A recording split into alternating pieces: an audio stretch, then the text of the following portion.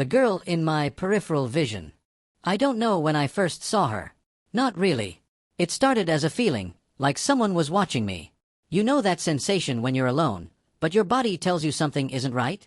I felt that. Constantly. At first, I thought it was stress. I work late, barely sleep, and my apartment has awful lighting. It made sense that my eyes were playing tricks on me. But then I started seeing her. Not clearly, not at first. Just a shape, standing at the edge of my vision. Near the doorway while I was watching TV. Across the street while I was at a stoplight. In the reflection of my laptop screen when I worked late at night. Every time I turned to look, she was gone. I ignored it. 4 weeks. Then, one night, I made a mistake. I was brushing my teeth, exhausted, when I noticed something in the mirror. My brain took a second to process it. There was a figure, just behind me, standing in the hallway. Small. Still. I turned around fast. Nothing.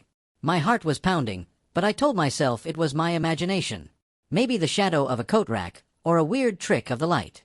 I forced myself to breathe, rinsed my mouth, and went to bed.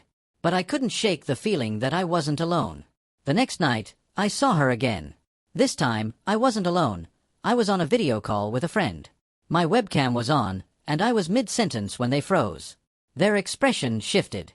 "Dude," they said. "Who's behind you?" I felt my stomach drop. "There's no one here," I said, my voice dry. They didn't laugh. They didn't smirk.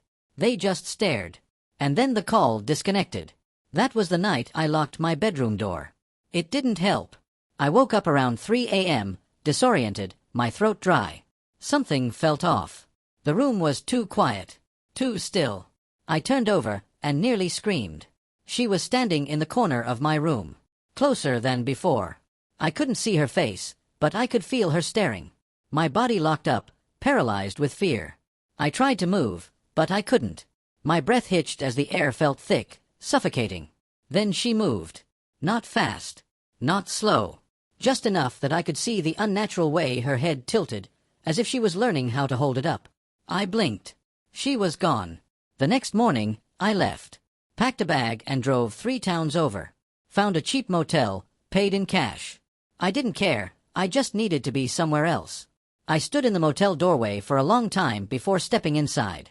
The air was stale, the lights buzzing faintly. But it was quiet. Safe.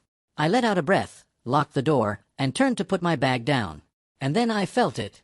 The weight of someone standing behind me. I didn't turn around. I couldn't. But in the mirror, I saw her.